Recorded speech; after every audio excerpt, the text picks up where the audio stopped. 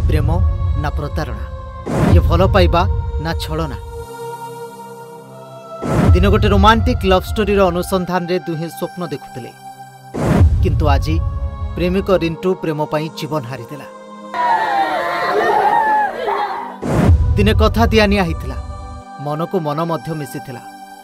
प्रेमिका भी प्रतिश्रुति देइथिला कि मु सबुदिन पाई तमर होई रहबी। हेले आज एमिति कौन हैला जोथि पाई प्रेमिक खासमरा विष पी ए दुनिया रु विदा नहीं गला। सुना मुंडा बुआ गुड़े गल रे दादा बेटे देख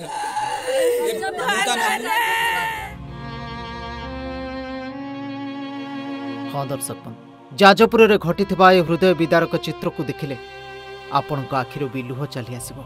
मृत युवकंक मांक बयान मुताबक उक्त गाँवर जड़े युवती को रिंटू 14 वर्ष धरी भल पाउथला। घर लोकंक बारण सत्वे भी रिंटू से युवती को मन प्राण दे भल पाउथला। साई पड़िशा बंधु बांधव समस्ते जानिथिले उभय उभय को भल पाउथिले बोली। युवती जनक पाठ पढ़िला और शिक्षयित्री चाकरी भी कला।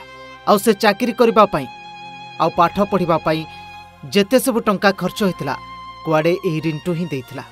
आउ युवती जनक जेतेबेले सरकारी चाकरी खंडे करदिला तापरे प्रेमिक रिंटू को पादरे आड़े देला। आउ पूर्व भली कथा हेलानी कि पूर्व भली भल पाइबा नथिला, जोथि पाई रिंटू भितरे भितरे कांदुथिला। भितरे भितरे नीति मरुथिला, नीति जळुथिला। माँ खाइबा को देले भी भलरे खाद्य खाउ नथिला रिंटू। आउ शेषरे प्रेमिका को रिंटूर शेष मेसेज कला, मु तो जीवन रु सबुदिन पाई चली जाउची। खाली तो जीवन नुहे ए दुनिया रु सबुदिन पाई चली जाउची। दर्शक बंधु ये मेसेज ये शब्द केते हृदय विदारक, केते निष्ठुर से प्रेमिका। ये मेसेज देखिला परे भी से चुप रही।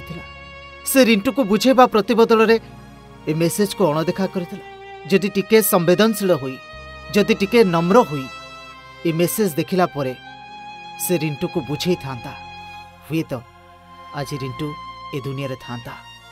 किंतु भल पाउथबा गोटे प्रेमिका केमिति एते निष्ठुर होई जाए।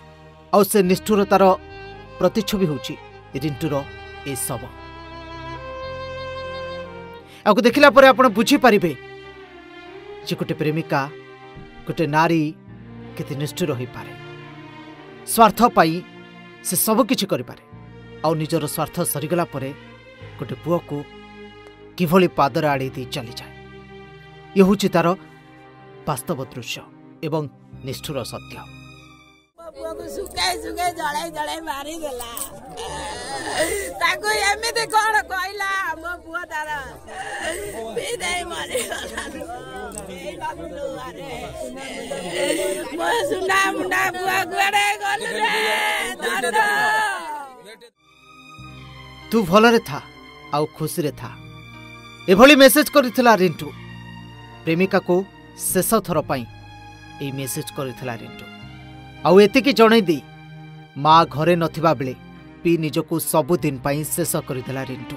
हाँ दर्शक बंधु ये भली कहानी जहा देखिला परे आउ सुनिला परे प्रेम उपरे आउ विश्वास हेबनी। गोटे नारी किभली नागुणी होई गोटे पुरुषर सर्वस्व लुटी देई शेषरे ताको जीवन शेष कर दिए, ये हूँ तार वास्तव चित्र।